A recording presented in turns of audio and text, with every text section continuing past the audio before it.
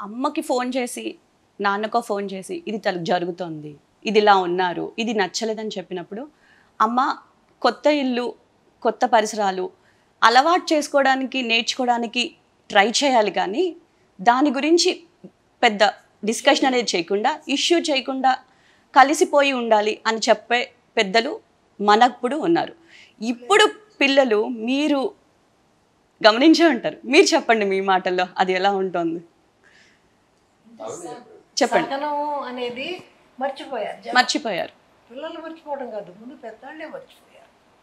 మీరు చేసి రండి, నేను చూసుకుంటాను ఏదైనా కానీ అనే తల్లిదండ్రులు పెరిగిపోయారన్నది మీరు సమంజిస్తారా? ఒప్పుకుంటారు కదా? ఇప్పుడు అలా అంటే వాళ్ళ ట్రెండ్ని బట్టి మనం ఫాలో అవ్వాలి తప్ప మా రోజుల్లో మేము ఎలా చేస్తాం ఇప్పుడు మీరు చేయండి అంటే కుదురుద్దా? మా తరం ముందు తరం ఏంటి?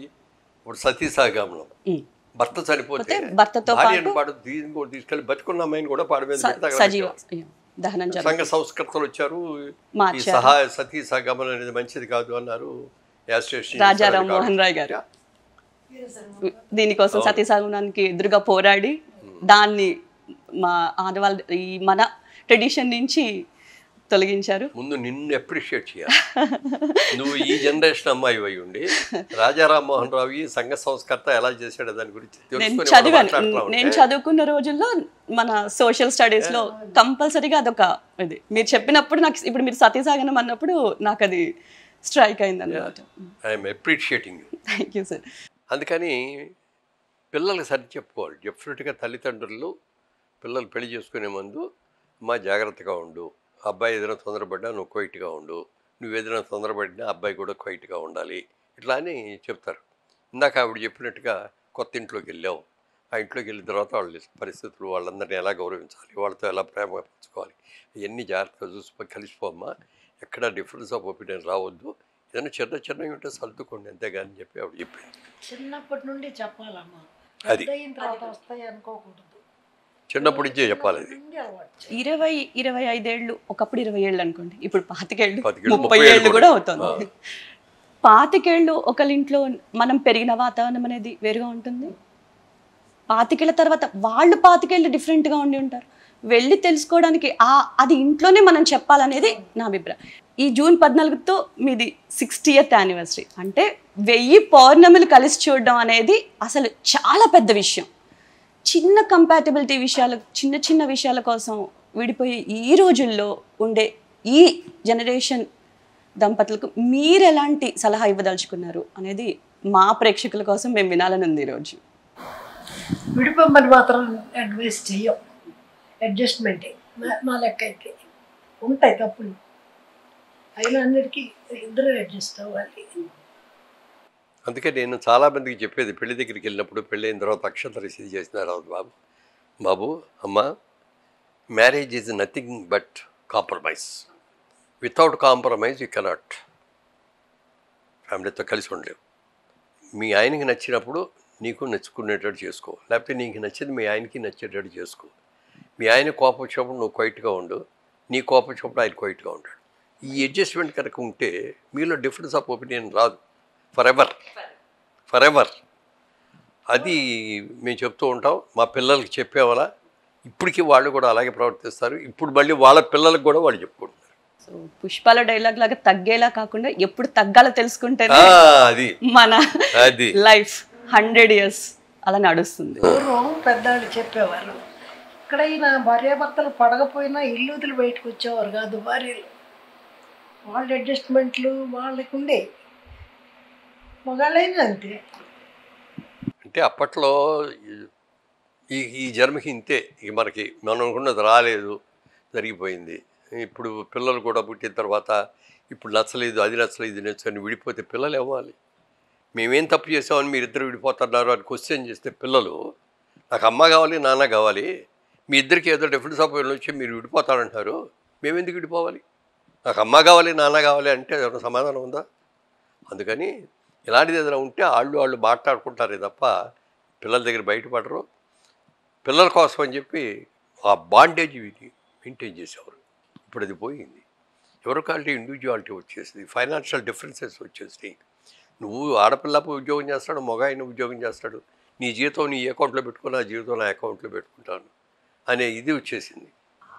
లేడీస్లో కూడా ఆ ఫైనాన్షియల్ స్టెబిలిటీ వచ్చిన తర్వాత ఇది పెరిగిందని నేను అనుకుంటాను. చాలా. ఇప్పుడు నేను ఎందుకు నా భర్త మీద ఆధారపడి నేను బతకాలి? నా కాళ్ళ మీద నేను నిలబడగదు కదా, నా బిడ్డలు నేను పెంచుకోగలను, బిడ్డలు కూడా నేనే తీసుకెళ్తా, ఆయనకి ఇవ్వను అనే లెవెల్ కూడా వచ్చేసి ఆర్థిక స్వాతంత్రం ఎక్కువైపోయింది. ఫినాన్షియల్ స్టెబిలిటీ ఆడవారికి మగవారికి ఇద్దరికి వచ్చినప్పుడు అది ఫ్యామిలీని ఒక బ్యాలెన్స్ చేస్తూ నెక్స్ట్ లెవెల్కి తీసుకెళ్ళాలి అని అనుకొని వాళ్ళిద్దరూ స్టెబిలిటీని ఇచ్చేయాలి. కానీ నేను గొప్ప నేను బతకగలను మీరు లేకుండా అని అనేది కరెక్ట్ కాదు, అనేది రాకూడదు. అది రాకూడదు. ఎందుకంటే ఇద్దరు సంపాదిస్తారు, ఓకే, మనం ఎలా ప్లాన్ చేసుకుందాం మన డబ్బుల్ని, మనకు రాబోయే రోజుల్లో మన పిల్లల చదువులకి ఎంత అవుతుంది, వాళ్ళకి పెళ్ళిళ్ళు కావాలంటే ఎంత అవుతుంది, వాళ్ళకు ఇల్లు కావాలనుకుంటే మనకి ఎంత అవుతుంది, దీన్ని మనం ఎలా లాంగ్ ప్లాన్ వేసుకోవాలి, ఎలా సేవ్ చేసుకుంటూ రావాలి అనేది మనకు ఉండాలి. ఆ ప్రకారంగా చేసుకోవాలి. మా ఆవిడ అసలు మా అమ్మాయికి 10 ఏళ్ళు వచ్చిన కానిచ్చే, ఏమండి అమ్మాయికి సంబంధాలు చూసినప్పుడు చాలా జాగ్రత్త అండి, ఒక్కసారిగా నకలు చేయించాలని చేయలేము, అప్పుడొకటి చేద్దామండి, అప్పుడు కొందామండి. అలాగే ఇల్లు కొనుక్కున్నాం మా అమ్మాయి పెళ్ళికి ముందు, ఇల్లు అంతా బాగు చేయించుకున్నాం, కొత్త ఇల్లు, పాత ఇల్లు అది కొత్త ఇల్లాగా చేసుకున్నాం. రంగులు వేద్దాం అనుకునేటప్పటికి అమ్మాయి ఈవిడేముంది, ఏమండి ఇప్పుడు ఎందుకండి, ఇప్పుడే బోళ్ళది ఖర్చు పెట్టారు, ఇల్లు కొన్నాము, ఇది చేసాం, కూతురు పెళ్ళి వస్తుంది కదా అప్పుడు వేద్దామని అంటారు కదా, అప్పుడు దాకా ఎట్లా పెట్టుకుంటాం ఇది అంటే, ఏదో వైట్ కోటింగ్ ఏదో ఫస్ట్ కోటింగ్ చేస్తారు చాలండి అంటే అంత ఆలోచన. రాబోయే ఇప్పుడు ఖర్చు పెట్టేసేస్తే, ఇప్పుడు ఏదో ఖర్చు పెట్టేస్తే రేపు పిల్లలు పెళ్ళిళ్ళకి వచ్చినప్పటికి బోళ్ళది ఖర్చులు ఉంటాయి, రేపు వాళ్ళు రావటాలు పోవటాలు, పిల్లలు పుట్టడాలు, వాళ్ళని పెంచడాలు ఇవన్నీ కూడా ఉంటాయి కదా. అందుకని అంత లాంగ్ ప్లానింగ్లో ఒక అండర్స్టాండింగ్లో చేసుకున్నాం. ఇప్పుడు మీరు చెప్పిన పాయింట్లో నాకు ఒక విషయం చెప్పాలి విజయలక్ష్మి గారు. మురళీమోహన్ గారు ఎక్కువ దేని మీద ఖర్చు పెడతారు? పెట్టరు. ఇల్లు లేదంటే ఇంట్లో కొన్ని లాన్ కానివ్వండి, అంటే బ్రాండెడ్ బట్టలు కానివ్వండి, లేదంటే ఇష్టమైన వస్తువులు కానివ్వండి, అలాంటి ఏమైనా ఇంట్రెస్ట్లు ఉన్నాయి?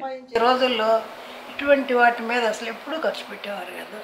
ఇప్పుడంటే జీవితం అంతా కష్టపడ్డారు, ఇప్పుడు ఆయన ఇష్టం.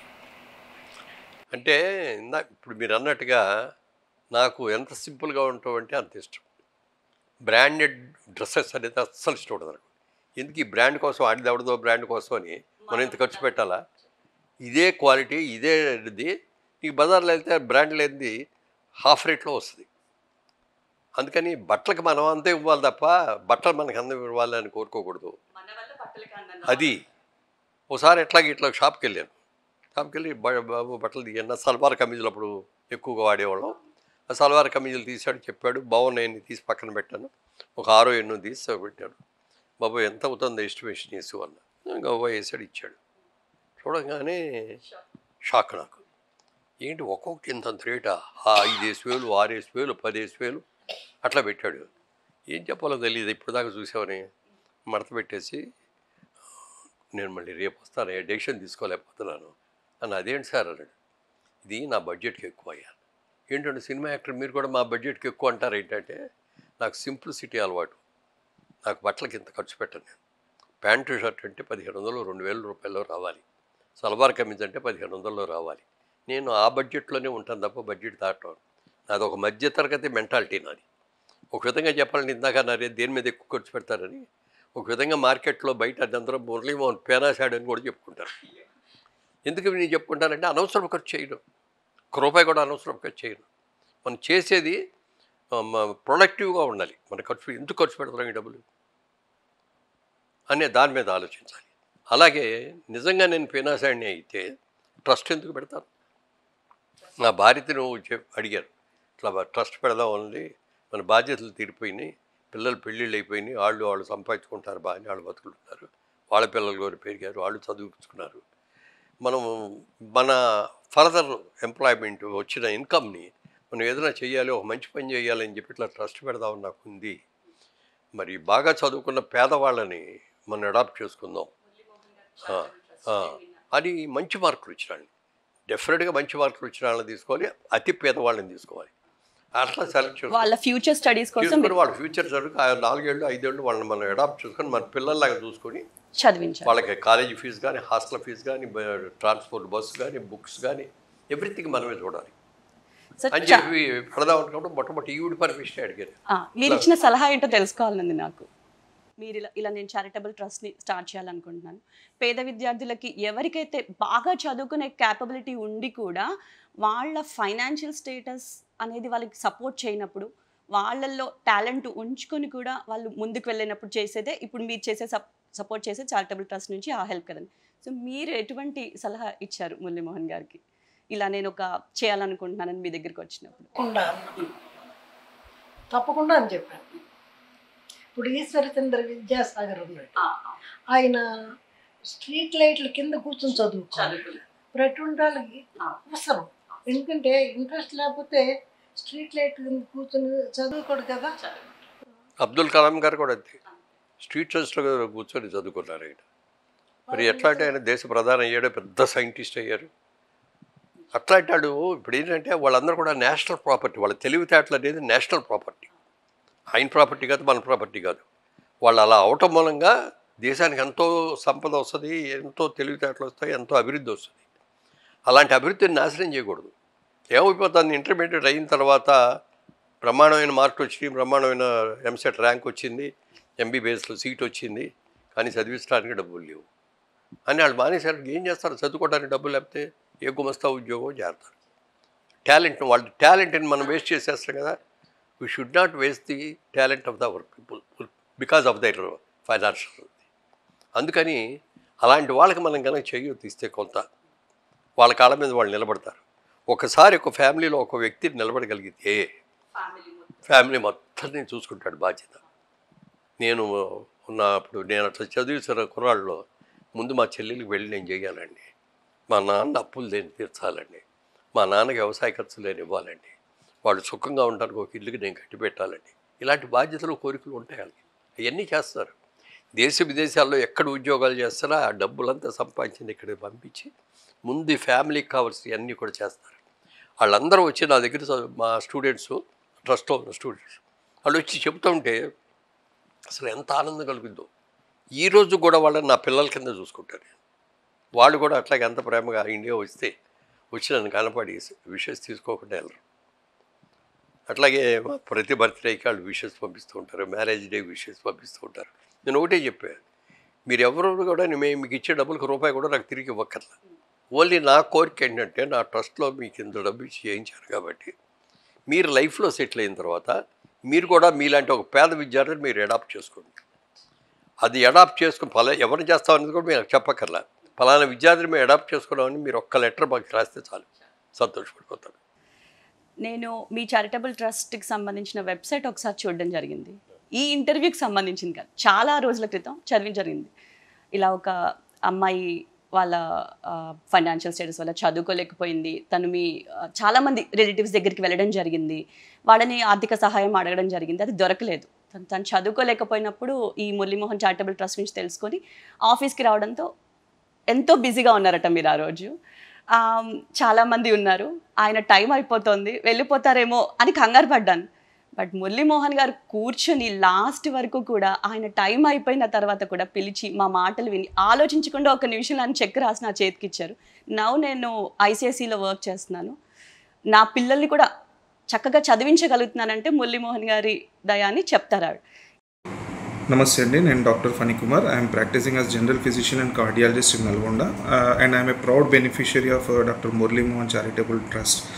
వే బ్యాక్ ఇన్ 2007 నాకు ఎంసెట్లో స్టేట్ ర్యాంక్ వచ్చింది. With that rank I'm sure that I will get medicine seat in a prestigious medical college.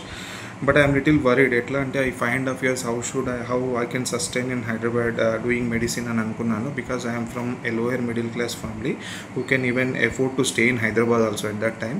So random friends ద్వారా I came to know about Dr. Murli Mohan Charitable Trust and I applied for the scholarship, and surprisingly I got a call from Dr. Murli Mohan Charitable Trust office. With that great help I finished my MBBS, I did my MD General Medicine, I finished my cardiology, and right now I am practicing as a cardiologist in my hometown. This journey wouldn't be so smooth without the support of Dr. Murli Mohan Charitable Trust, and it was a great help for me at that crucial time of my career.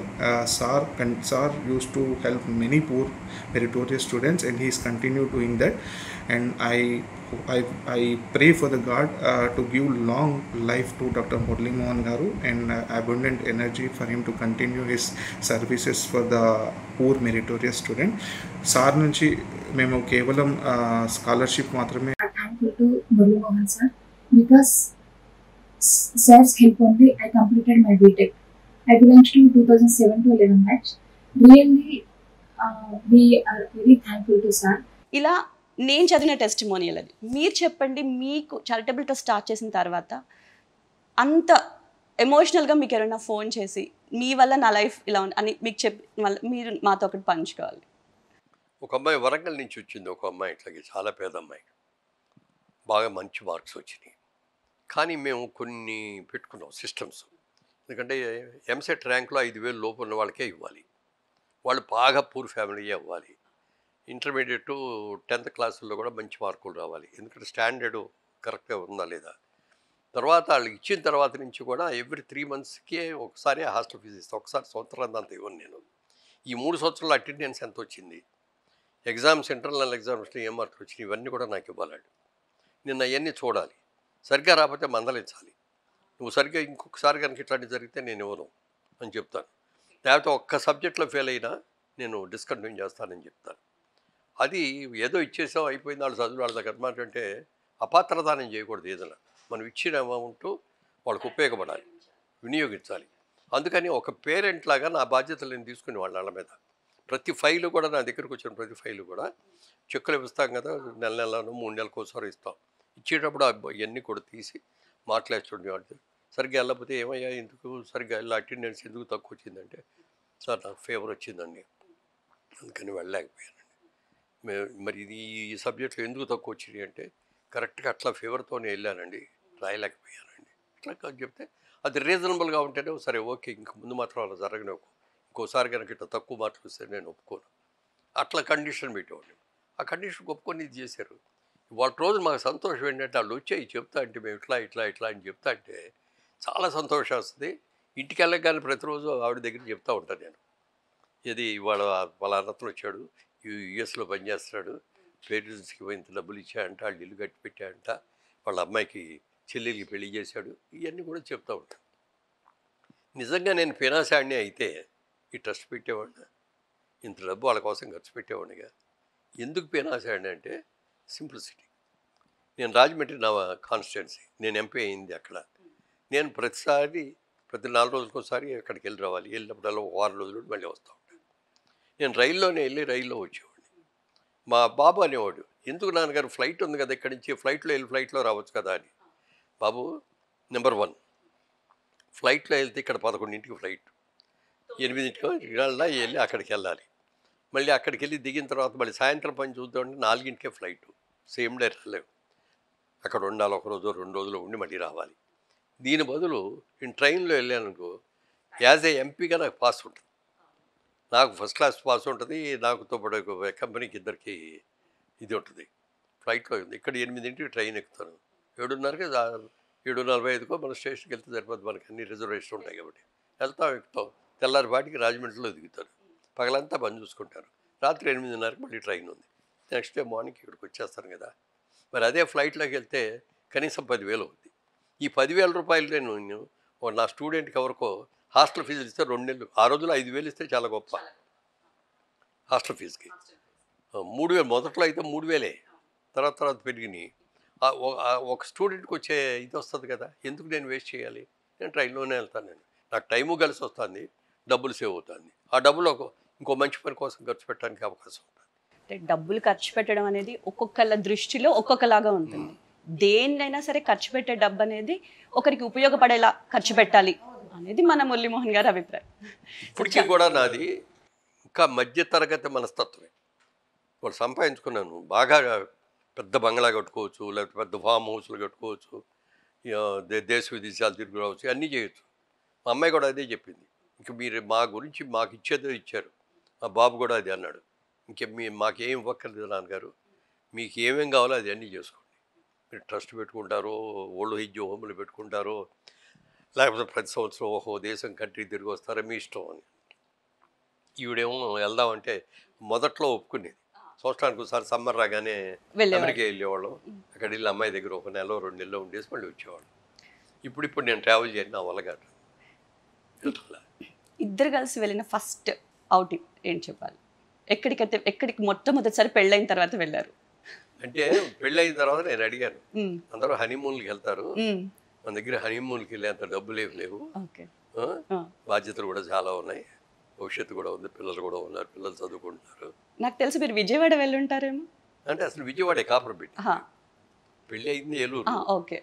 Eluru నుంచి బిజినెస్లో, అప్పుడు నేను బిజినెస్లో పార్ట్నర్గా, కంపెనీలో working పార్ట్నర్గా join అయ్యాను. నెలకు 100 రూపాయలు జీతం, 15 పైసలు వాళ్ళు అట్లా షేర్. దాంట్లో చేరినప్పుడు ఇక్కడ విజయవాడ కాపురం వచ్చిన తర్వాత అడిగా ఒక రోజు, అంటే నా ఉద్దేశం తిరుపతి వెళ్దామండి, లేకపోతే బెంగళూరు వెళ్దామండి అంటదేమో నా ఫీలింగ్. ఆవిడ ఒకటే అంది, నాకు అలాంటి అవసరాలు ఇంకో తిరగాలనేది లేదు, మీతో హ్యాపీగా ఉంటున్నాను, పిల్లలతో హ్యాపీగా ఉంటున్నాను, నాకు హ్యాపీ చేయాలి. హనీమూన్ ఇంతకంటే ఇల్లు కంటే మించిన హనీమూన్ నాకు ఇల్లే స్వర్గం అని అంది. అన్న తర్వాత మీకు అవకాశం ఉండి తీసుకెళ్ళగలిగితే ఒక్కసారి నన్ను పుట్టపర్తి తీసుకెళ్ళండి, సత్యసాయిబాబా గారిని చూడాలని నాకు కోరికగా అవుతుంది. నాకు అప్పటికి బాబా గారి మీద అంత మంచి ఇంప్రెషన్ ఉండేది కాదు. ఆయన బంగారు ఉయ్యాలు ఊగుతున్నారు, ఆ బట్టలు వేసుకుంటున్నారు, ఏదో ఏదో ఏదో ఏదో ఫీలింగ్ కనిపించారు స్వామి.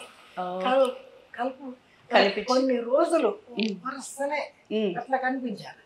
అప్పుడు నా కొడుకు అనారోగ్యంతో ఉండేవాడు. అప్పుడు నేను అనుకున్నాను, స్వామి వీడు ఆరోగ్యవంతుడు అయితే తప్పకుండా వస్తాను. దానికి కూడా చూడండి, అందుకని తీసుకెళ్దాం ఉంది, చూద్దామని అప్పుడు బాగా బిజీగా ఉండేవాడిని, చూద్దామని అవకాశం వచ్చినప్పుడు వెళ్దామని అన్నా. ఓ రోజు అంజలీదేవి గారు మా షూటింగ్లో ఉన్న రోజు ఆవిడని అడిగాను. ఆవిడ వాళ్ళ ఇంటి పక్కనే ఆశ్రమం ఇంకోటి పెద్ద కట్టారు. ఆవిడ చాలా ముఖ్యమైన శిష్యురాల్లో ఆవిడ భక్తులు, మంచి భక్తులు. ఎవ్రీ 3 months ఒకసారో 6 months కోసం అక్కడికి రావటం, ఆయన మెడ్రాస్లో ఒక 3 రోజులు 4 రోజులు ఉండేసి వెళ్ళిపోవటం అట్లా చేస్తూ ఉంటారు. ఆవిడని అడిగాను, ఇట్లా మా ఆవిడకి చాలా ఇష్టం అండి, పుట్టపర్తి తీసుకెళ్ళమంటారు, మీ దగ్గరికి ఎట్లాగ వస్తారు కదా, మళ్ళీ పుట్టపర్తి వెళ్ళాలంటే అంటే డేట్లు నాకు ఖాళీ లేవు, అందుకని ఇక్కడ చెప్తే ఇక్కడికి వచ్చి రోజులు వస్తామండి అంటే, ఒక రోజు ఫోన్ చేసి బాబు వస్తున్నారు స్వామీజీ, మీరిద్దరు వస్తారంటే వస్తూ ఉన్నాం. వెళ్ళగానే మామూలుగా ఇట్లా బయట ఇట్లా ఓపెన్ ప్లేస్, 100 మందో 1000 మందో వచ్చారు, అందరినీ ఇట్లా కూర్చోబెట్టారు లైన్గా. అట్లా మేము కూడా ఇద్దరం లైన్లో కూర్చున్నాం. ఆయన అలా నడిచి వస్తున్నారు, చూసారు, ఈవిడేమో అట్లా ఆరాధిస్తున్నట్టుగా అలా కథల్లో చూస్తూ ఉంది. ఆయన కనిపెట్టారు, ఆయన నేను కూడా చూస్తారు, టాస్క్ దించేసి అంతకంటే లేదు. తర్వాత అనంతపురంలో ఆయన కాలేజీలు కట్టించారు. అనంతపురం కాలేజీ స్టూడెంట్స్ నన్ను యానివర్సరీకి గెస్ట్గా పిలిచారు. వెళ్ళాను స్టూడెంట్స్ కదా. వెళ్ళిన తర్వాత చూస్తే సత్యసాయిబాబా కాలేజీ ట్రస్ట్, సత్యసాయిబాబా. వాళ్ళని అడిగాను, ఏమయ్యా బాబా గారి పేరు మీద కాలేజీ కట్టారు కదా, ఆయన ఎప్పుడో వస్తూ ఉంటారంటే అప్పుడప్పుడు క్లాసులు జరిగేటప్పుడు సరిగ్గా జరుగుతాం లేదు, చూసి వెళ్తారు, కానీ ఎక్కడ బయటికి రారు, అట్లా వచ్చి తలుపు దగ్గర నుంచి చూస్తూ ఉంటారు, మేము ఎవరైనా బాబా గారు అన్నపోతే అనేవారు, క్లాస్ జరుగుతుంది అని చూసేసి ఇట్లా అనేసి వెళ్ళిపోయేవారు.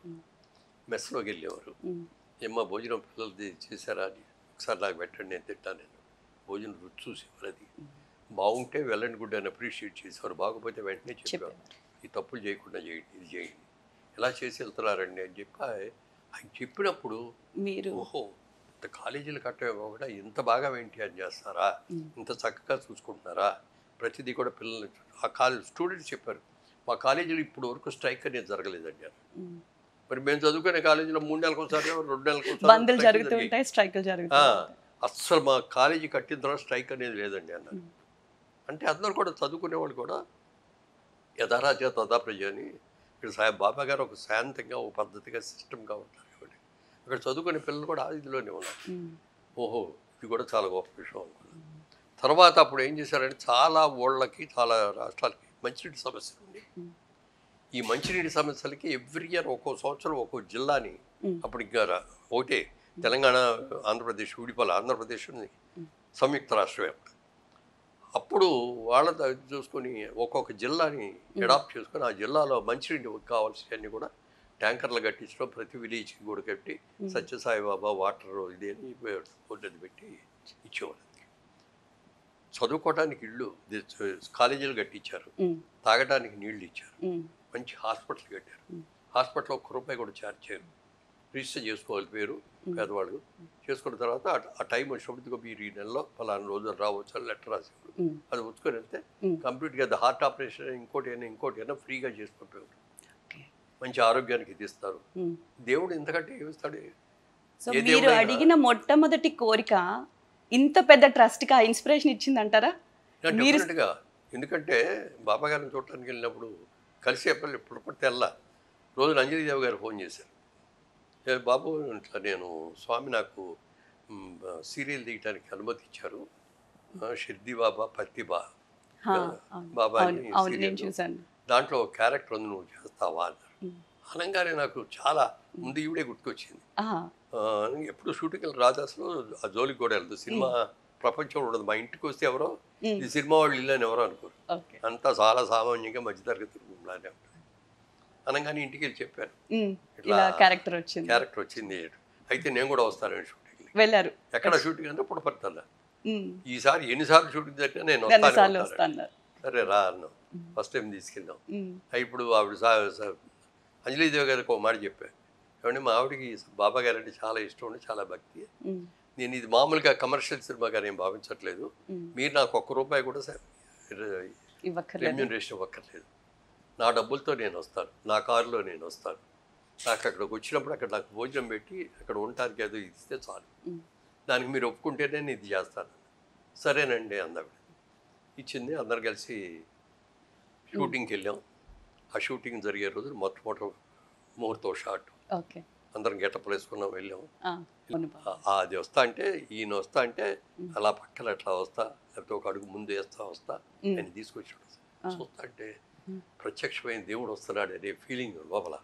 సరే అలాగే చూసుకున్నా వచ్చాను. అందరు చూసి తర్వాత క్లాప్ కొట్టారు, అయిపోయింది. చాలామంది భక్తులు వచ్చారు, అందరు కూర్చొని ఉన్నారు. సరే ఇవాళ షూటింగ్ వద్దు, రెగ్యులర్ షూట్ రేపు నుంచి చేసుకుందరు, కానీ వీళ్ళందరూ భక్తులు వచ్చారు కదా, ఒకసారి మిమ్మల్ని అందరికి తీసుకెళ్ళి పరిచయం చేస్తానని చెప్పి మమ్మల్ని అందరిని ఆయనతో నడిపించి తీసుకెళ్ళి, ఇదిగో గుమ్మడి గారు మా తాతగారు, కాంతారావు గారు మా నాన్నగారు, ఇదిగో అంజలిదేవి గారు మా అమ్మగారు, మురళీమోహన్ గారు మా అన్నయ్య గారు అని ఇట్లా మమ్మల్ని అందరిని పరిచయం చేస్తా అంటే, ఓ దేవుడు మమ్మల్ని ఇట్లా పరిచయం చేస్తున్నాడు, అసలు ఏం జరుగుతుందో కూడా తెలియనంత ఆనందం అనమాట.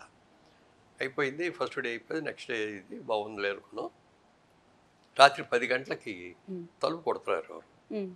తీస్తే అంజలిదేవి గారు, ఏంటబ్బా ఇప్పుడు వచ్చారన్న అంటే, అది కాదు బాబు, ఇందాక బాబా గారి దగ్గరికి వెళ్ళాను, ఆయన ఒకటి అన్నారు, మురళీమోహన్ గారికి అభ్యంతరం కనుక లేకపోతే మీసాలు తీసేస్తారేమో అడగండి, మా అన్నయ్య గారికి మీసాలు ఉండవు, ఆయనకి అభ్యంతరం అయితే వద్దు అని చెప్పారు.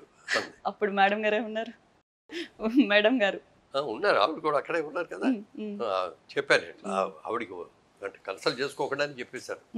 అదేంటమ్మా మీసం దిగటానికి ఏంటి, ఆయన బాబా గారికి మెడకాయ తీసేమన్నా తీసిస్తాను, అస్సలు లేదండి. మళ్ళీ పొద్దున్నే తెల్లవారుదాం లాగా మీసం గీసం అంతా తీసేసి ఆ గెటప్ వేసుకొని మళ్ళీ వెళ్ళాను ఆయనకి చూపిద్దామని.